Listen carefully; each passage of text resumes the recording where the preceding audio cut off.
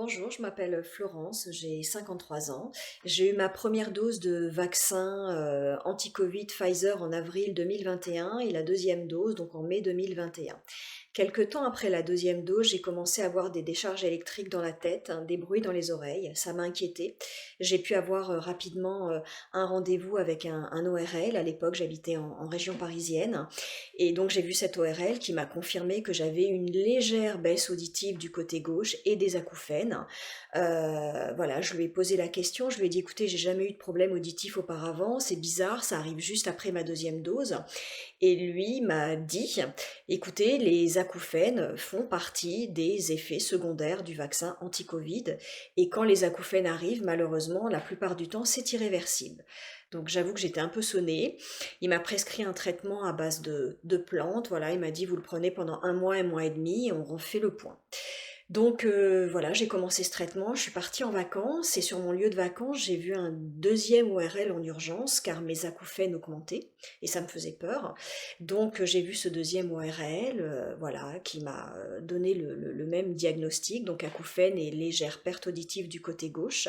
Je lui ai également posé la question par rapport au vaccin et lui m'a dit que il n'y avait pas de lien. Donc je suis remontée en région parisienne, j'ai revu le premier ORL qui m'a prescrit des aides auditives, donc qui m'a envoyé vers un audioprothésiste et donc pour améliorer mon audition du côté gauche et puis masquer donc mes acouphènes avec des bruits blancs.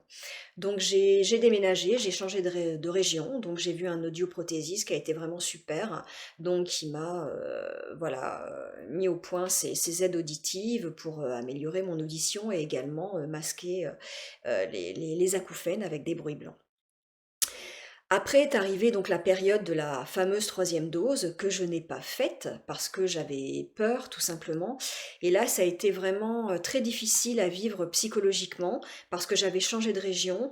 Ma mère et ma fille étaient en région parisienne et je ne pouvais pas aller les voir, je ne pouvais pas voyager parce que je n'avais pas cette troisième dose. Donc je l'ai vraiment mal vécu, ça a été vraiment difficile.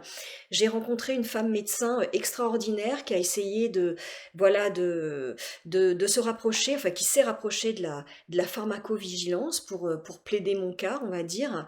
Voilà, la pharmacovigilance n'a pas donné de suite positive parce que voilà, elle a tout simplement évoqué le fait que j'avais de la presbyacousie qui était liée à l'âge et que je n'avais pas d'inflammation au niveau du système auditif. Il faut savoir que j'ai passé également une IRM et j'ai fait d'autres examens qui se sont avérés tout à fait normaux. Donc voilà, cette période-là a été un peu compliquée. Maintenant, on va dire que globalement ça va mieux, même si ça reste quand même assez compliqué certains jours. Là, par exemple, aujourd'hui, mes acouphènes sont assez forts, donc c'est un petit peu difficile. Voilà. Si je regrette d'avoir fait ce vaccin, oui. Voilà, clairement, je regrette de l'avoir fait.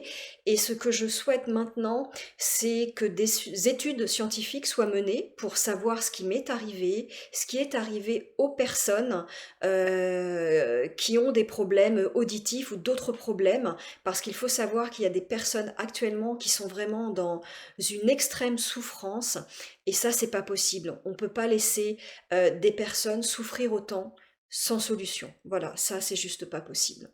Voilà, je vous remercie beaucoup de m'avoir écouté et je vous souhaite à toutes et tous de belles fêtes de fin d'année.